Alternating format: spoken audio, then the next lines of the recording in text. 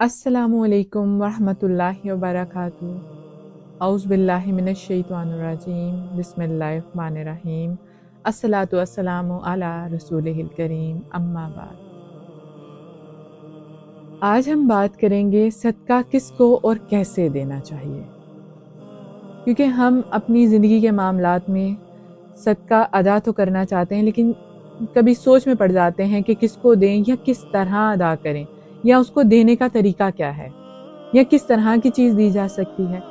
تو آج ہم اس بارے میں بات کریں گے کہ صدقہ کس کو اور کیسے دینا چاہیے۔ سب سے پہلے ہمیں صدقہ دینے کے لیے اپنی نیت کو خالص کرنا ضروری ہے کہ صدقہ ہم خالصاً اللہ تعالیٰ کے لیے دے رہے ہیں، نہ تو ہم کسی کو دکھا کر دے رہے ہیں اور نہ اس کا مقصد کسی سے اس کا اجر لینا ہے۔ اس صدقے کو ادا کرنے کا مقصد خالصاً اللہ تعالیٰ کی رضا ہے، یہ اللہ تعالیٰ کی خوشی اور رضا کے لیے ادا کیا جا رہا ہے۔ جب تک ہم اپنی نیت کو صدقہ دینے کے لیے خالص نہ کر لیں تو صدقہ اللہ کی راہ میں قبول نہیں ہوتا۔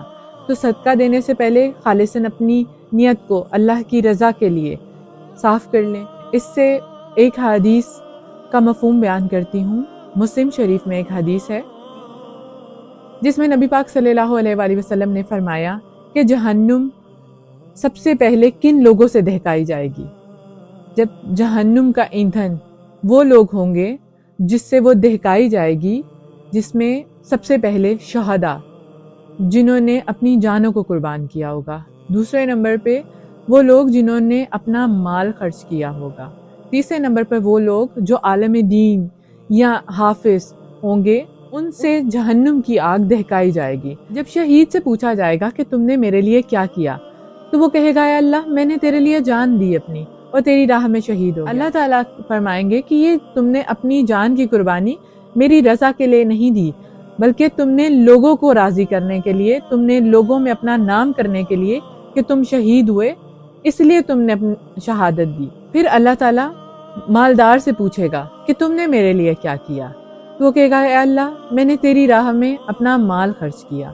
تو اللہ تعالیٰ فرمائیں گے تم نے مال میری رضا کے لیے نہیں خرچ کیا، بلکہ تم نے اپنا مال لوگوں کو دکھانے کے لیے اور اپنا نام کرنے کے لیے خرچ کیا۔ پھر اللہ تعالیٰ عالم دین سے پوچھیں گے، جو دین کے علم کا فہم رکھتے ہوں گے، کہ تم نے میرے لیے کیا کیا، تو وہ کہیں گے اے اللہ، میں نے دین کی تعلیم حاصل کی تیری رضا کے لیے اور اس کو لوگوں تک بھی پہنچایا صرف تیری رضا کے لیے۔ اللہ تعالیٰ کہیں گے کہ تم نے دین کا علم اس لیے حاصل کیا تاکہ لوگوں میں تمہارا نام ہو سکے اور لوگ تمہیں اس وجہ سے عزت دے سکیں، نہ کہ تم نے میری رضا کے لیے کیا۔ اس سے یہ بات ثابت ہوئی کہ صدقہ کرنے کے لیے نیت کا خالص ہونا بہت ضروری ہے۔ صدقہ خالصاً کوئی بھی کام کیا جائے وہ اللہ تعالیٰ کی رضا کے لیے اور اللہ تعالیٰ کے لیے کیا جائے، نہ کہ کسی کو دکھا کر کرنے کے لیے۔ دوسرا عمل جس کے ذریعے صدقہ ادا کیا جائے وہ مال ہے جو کہ حلال ہونا چاہیے۔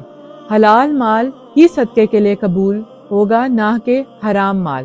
کبھی بھی آپ حرام مال کو صدقے کی نیت سے خرچ نہیں کر سکتے۔ مال کا حلال ہونا بہت ضروری ہے۔ اس کے ساتھ میں آپ کے ساتھ ایک حدیث کا مفہوم شیئر کرتی ہوں۔ صحیح بخاری کی حدیث ہے، اس میں اللہ تعالیٰ نے فرمایا کہ اگر تمہیں ایک کھجور صدقہ کرنے کی توفیق ہے تو تم میری راہ میں خالص دل سے ایک کھجور صدقہ کرو۔ وہ کھجور احد کے پہاڑ کے برابر پروان چڑھ چکی ہوگی اور اس کا اجر کتنا زیادہ ہوگا۔ اس لیے اپنے صدقے کو حلال کمائی سے کمائے ہوئے رزق میں سے ادا کریں، خواہ وہ ایک کھجور ہی کیوں نہ ہو۔ اب ہم بات کریں گے اور صدقہ دینے کے لیے کیا کیا ہو سکتا ہے۔ صدقہ دینے کے لیے بہت زیادہ پسندیدہ بات یہ ہے کہ اپنی محبوب چیز کا صدقہ کیا جائے، نہ کہ اس چیز کو صدقہ کیا جائے جو پسند نہیں ہے۔ اللہ تعالیٰ کو ایسا صدقہ بہت پسند ہے جو اپنی پسندیدہ چیز کا صدقہ کیا جائے۔ سورہ آل عمران میں اللہ تعالیٰ نے ایک آیت نازل فرمائی جس کا ترجمہ کچھ اس طرح سے ہے، تم ہرگز نیکی کو نہ پہنچ سکو گے جب تک کہ تم وہ خرچ نہ کرو جو تمہیں سب سے زیادہ محبوب ہو۔ اس بات سے یہ بات واضح ہوتی ہے کہ اللہ تعالیٰ نے صدقہ کرنے میں محبوب چیز کا ذکر کیا ہے۔ صحیح بخاری کی حدیث مبارکہ میں بھی اسی بات کا ذکر ہے کہ آپ اپنی محبوب چیز کا صدقہ کریں جو اللہ تعالیٰ کو بہت پسند ہے۔ کسی ایسی چیز کا صدقہ کرنا جو آپ کو پسند نہیں، وہ کہاں کسی کو پسند آ سکتا ہے۔ تو کوشش کریں کہ جب آپ کسی چیز کا صدقہ کریں تو وہ آپ اپنی پسندیدہ چیز میں سے کریں۔ ہمیں اس بات کا خیال رکھنا چاہیے کہ صدقہ ہم اللہ تعالیٰ کے لیے کر رہے ہیں، تو جو چیز صدقہ کریں وہ ادنا اور گھٹیا نہ ہو، یا پھر وہ اتنی گھسی ہوئی یا خراب نہ ہو کہ وہ کسی کے کام بھی نہ آ سکے۔ تو ثواب لینے کے لیے یا اللہ کی خوشی حاصل کرنے کے لیے جو کام کیا جائے اس میں اس بات کا ضرور خیال رکھا جائے کہ وہ مال یا چیز کسی کے کام آ سکے۔ اب ایک اور عمل جس میں ہمیں اپنی نیت کا خیال رکھنا ہے کہ جب ہم کسی کے ساتھ کوئی ایسا عمل کریں، کوئی صدقہ ادا کریں اس کو، تو اس میں ہمیں چاہیے کہ ہم اس سے بدلے میں کوئی ایسا کام امید نہ رکھیں کہ وہ ہمارے کسی کام آ سکے۔ اللہ تعالیٰ کو یہ پسند ہے کہ جس کے ساتھ صدقہ کیا جائے اس سے کوئی پلٹ کر یا واپسی میں کوئی ایسا تقاضا نہ رکھا جائے، یا یہ نہ سوچا جائے کہ اس کو میں نے صدقے کی رقم ادا کی ہے اور یہ مجھے سلام نہیں کر رہا، یہ مجھ سے اچھے سے پیش نہیں آ رہا، یا میری اس نے کوئی خدمت نہیں کی، میں تو اس کو ہر مہینے صدقے کے پیسے دیتا ہوں یا میں ہر مہینے اس کو کچھ رقم ادا کرتا ہوں، تو یہ میرے ساتھ اچھا رویہ کیوں نہیں رکھ رہا؟ کیونکہ صدقہ آپ نے اس انسان کو خوش کرنے کے لیے یا اس کے کسی معاملے کو ٹھیک کرنے کے لیے نہیں کیا، آپ نے صدقہ تو اپنی نیت پہ کیا کہ آپ کی نیت اللہ تعالیٰ کی رضا تھی، نہ کہ کسی کو خوش کرنا۔ ایک اور بات بتاتی چلوں جس میں صدقہ ہمیں اور کس طرح ادا کر سکتے ہیں جس میں اللہ تعالیٰ کی رضا ہو، تو ہمیں چاہیے کہ ہم صدقہ ایسے ادا کریں کہ ہمارے ایک ہاتھ سے دوسرے ہاتھ تک کو پتہ نہ چلے۔ صحیح بخاری میں ایک حدیث مبارکہ ہے جس کا مفہوم ہے کہ روز محشر عرش کے سائے کے نیچے وہ شخص ہوگا جس نے صدقہ ادا کیا اور اس کے ایک ہاتھ سے دوسرے ہاتھ تک کو پتہ نہ چلا کہ اس نے صدقہ ادا کیا۔ اللہ تعالیٰ کو ایسا صدقہ بہت پسند ہے جس میں دینے والے کو نہ پتا ہو کہ اس سے صدقہ کس نے ادا کیا۔ یعنی ایسا تو نہیں ہو سکتا کہ ہم ایک ہاتھ سے صدقہ ادا کریں اور ہمارے دوسرے ہاتھ کو نہ پتا چلے۔ اس بات کے کہنے کا یہی مقصد ہے کہ آپ کوشش کریں کہ صدقہ ادا کریں اور دوسرے کو معلوم بھی نہ ہو کہ وہ آپ نے ادا کیا۔ کسی ایسے انداز سے اس کی مدد کر دیں، کسی ایسے انداز سے اس کو صدقہ ادا کریں کہ وہ آپ کے سامنے شرمندہ نہ ہو۔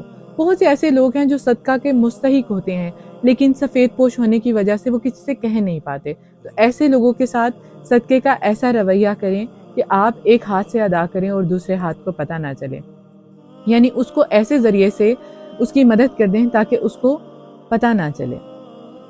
اور صدقہ کا ایک اور طریقہ بھی ہے کہ اگر کوئی ایسی مجبوری بن گئی جس میں موقع پہ آپ کو صدقہ دینا ضروری ہو گیا اور وہاں پہ بہت سے لوگ موجود ہیں اور ان کو پتہ چل جائے کہ آپ نے صدقہ ادا کیا، تو آپ ایسی صورت میں صدقہ ادا کر سکتے ہیں، اس میں کوئی برائی نہیں، لیکن اللہ تعالیٰ کو وہ صدقہ زیادہ پسند ہے جو صرف اللہ اور آپ کو پتہ ہو، اس کے علاوہ کوئی نہ جانتا ہو کہ آپ نے کسی کو صدقہ ادا کیا ہے۔ اللہ تعالیٰ ہم سب کو ایسے نیک اعمال کرنے کی، صدقہ ادا کرنے کی توفیق عطا فرمائے۔ صدقہ ہزار بیماریاں اور بہت ساری مصیبتیں اور مشکلات کو ٹالتا ہے اور آخرت میں ہمارے لیے بہت ساری آسانیوں کا باعث بنے گا۔ ہم سب کو چاہیے کہ اللہ ہی کے دیے میں سے اللہ کی راہ میں صدقہ و خیرات کرتے رہیں، ان لوگوں پہ خرچ کرتے رہیں جن پہ خرچ کرنے کے لیے اللہ تعالیٰ نے ہمیں وہ مال دیا ہے، اور ہمیں چاہیے کہ ہم اللہ تعالیٰ کی راہ میں وہ مال خرچ کرتے رہیں، صدقہ ادا کرتے رہیں۔ اللہ تعالیٰ ہم سب سے راضی ہو، اللہ تعالیٰ ہم سب کا حامی و ناصر۔ السلام علیکم۔ ایسی اور ویڈیوز کے لیے ہمارے چینل کو لائک اور سبسکرائب کیجیے اور زیادہ سے زیادہ شیئر کیجیے۔